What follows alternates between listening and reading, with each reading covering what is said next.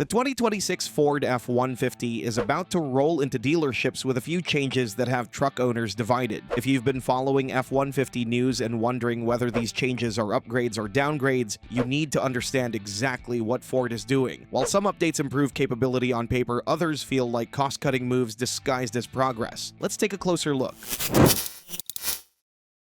Number 7. Upgraded off-road performance. Ford is making an electronically locking rear differential standard across the F-150 lineup. Picture yourself on a muddy trail with one rear wheel spinning uselessly in the air while the other sits on solid ground. That's the exact scenario where a locking differential transforms a stuck truck into one that powers through without hesitation. The controversy isn't about the technology, it's about the execution. Many truck owners are questioning whether every single F-150 variant actually needs this feature. If you're buying a base XL model for worksite duty or using your Lariat exclusively for highway commuting, a locking rear differential is overkill. These systems add complexity to the drivetrain, which translates to additional components that can fail and require maintenance. More parts mean more potential problems. Ford isn't offering this as an option, it's standard equipment across the board. That means every F-150 buyer is paying for the system, even if their truck will never see anything more challenging than a paved parking lot. For enthusiasts who genuinely need off-road capability, this is a win. For everyone else, it's added complexity and potential maintenance headaches for a feature that will sit dormant. But if you think forced standard equipment is controversial, wait until you hear about the powertrain choice Ford made for their newest performance model. Number 6. Lobo might be missing proper powertrain. The most exciting addition to the 2026 F-150 lineup is the F-150 Lobo, a street performance variant designed to revive the spirit of the legendary SVT Lightning. This model brings unique styling elements, including a distinct front fascia, side skirts, and aggressive 22-inch wheels wrapped in street-oriented tires. Also, you'll find suspension upgrades and exclusive trim details. But here's where the controversy begins. Despite the sporty appearance, the Lobo isn't getting the powertrain many fans expected. Ford has access to the Raptor's 450 horsepower twin-turbo V6 or the Raptor R's supercharged 720 horsepower V8. Instead, the Lobo is expected to use the same 3.5-liter twin-turbo V6 that already powers several other F-150 variants. While this engine produces 400 horsepower and 500 pound-feet of torque, and it's hardly special or exclusive. Think about what made the original SVT Lightning so memorable. When you stomped on the accelerator, that supercharged V8 would pin you back in the seat with a visceral surge that no ordinary F-150 could replicate. The second-generation Lightning could run a quarter mile in the high 13-second range. The disappointment stems from missed potential. Using an engine already available elsewhere makes it feel less like a true performance truck and more like a styling package. And speaking of features that don't quite live up to expectations, the Tremor package is getting an addition that has off-road enthusiasts scratching their heads. Number 5. Running boards for Tremor package. For 2026, Ford is making running board standard equipment on all Tremor models. If you've ever tried climbing into a lifted truck after a long day on the trail, especially when you're tired and muddy, you'll appreciate anything that makes that climb a little easier. The controversy is twofold. First, some enthusiasts believe Ford should have extended this feature to other off-road variants, not just the Tremor. Second, many off-road purists are disappointed that Ford chose to standardize running boards instead of adding more substantial performance upgrades. Running boards are a comfort feature, not an off-road enhancement. What serious off-roaders really wanted were improvements like stronger skid plates, upgraded shocks, or more aggressive tire options. Instead, Ford focused on making the truck easier to enter and exit while leaving the actual off-road hardware largely unchanged. This feels like Ford is prioritizing aesthetics over genuine capability improvements. But adding features to one trim is one thing. What Ford is doing across the rest of the lineup is raising even more eyebrows. Number 4. Less standard equipment.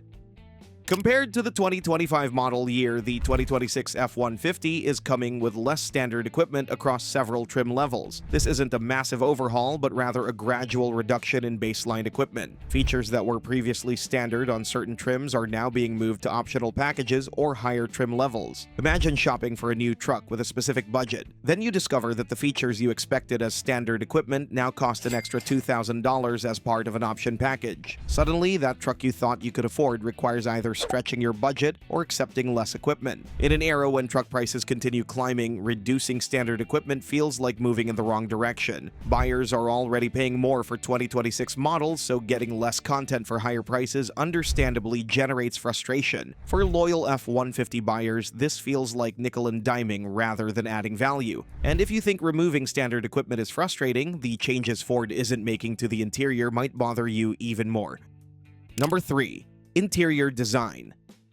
Interior updates for the 2026 F-150 are minimal at best. Most of the changes involve minor tweaks to features rather than meaningful design improvements. The basic layout remains unchanged, and the overall aesthetic is nearly identical to a 2025 or even 2024 model. What has enthusiasts talking is what Ford isn't addressing. Despite years of feedback, certain practical design issues remain problematic, particularly regarding in-cabin storage. The F-150's center console storage is notably smaller than what you'll find in competing trucks. Door pockets are shallow, limiting what you can store there. The F-150, despite being America's best-selling vehicle, lags behind in this practical aspect. What makes this frustrating is that it's a relatively simple problem to solve. Buyers aren't asking for exotic materials. They just want practical places to store their belongings. Speaking of missed opportunities, there's one powertrain option that desperately needs attention but keeps getting overlooked.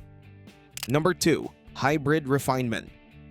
The PowerBoost Hybrid has been part of the F-150 lineup since 2021. Combining a 3.5-liter twin-turbo V6 with electric motors, it produces 430 horsepower and 570 pound-feet of torque while delivering significantly better fuel economy. Ford continues making updates to improve the system. The problem is that substantial improvements remain elusive. Despite incremental updates, the hybrid system still feels unrefined. The transition between electric motors and the gasoline engine lacks the seamlessness you'll experience in competitor systems from Toyota or Ram. You can feel and hear when the system switches between power sources. Picture yourself pulling away from a stoplight in electric mode, enjoying silent acceleration. Then, without warning, the gasoline engine fires up with a noticeable lurch and audible rumble. In a truck costing $60,000 or more, that lack of polish stands out. The second major complaint involves the system's operation as a mobile generator. The ProPower onboard feature is genuinely useful, transforming the F-150 into a 7.2 kilowatt generator capable of powering tools or providing backup power. But when actively generating power, the truck sounds and vibrates like a portable gas generator. What makes this controversial is the feeling that Ford could do better. The technology exists to make hybrid systems nearly transparent in operation, yet the F-150's hybrid continues to lag in refinement, making it feel like Ford prioritized getting the feature to market over perfecting the execution. But even an unrefined hybrid might be easier to accept if the truck itself delivered better value, which brings us to the most controversial change of all. Number 1. Price.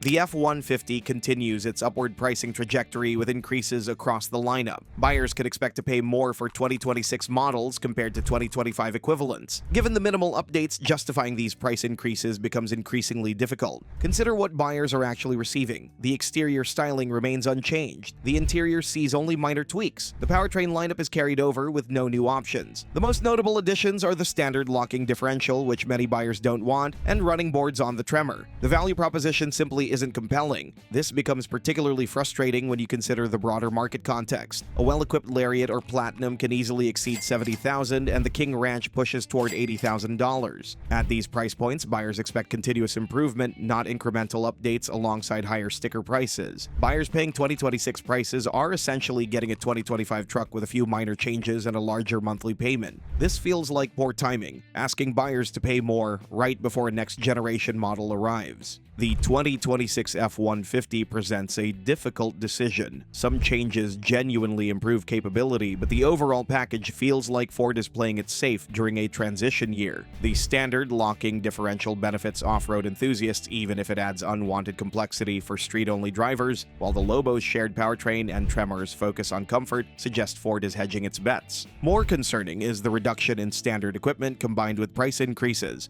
But that's the thing that troubles rivals as well, which is why you must check out our video about the controversial changes on the 2026 Chevy Silverado. If you thought GM would play safe as it gets closer to the redesign, well, it turns out that even minor tweaks can be quite controversial. The Silverado updates feel so disappointing to some that they are more than willing to wait another year for the expected full redesign.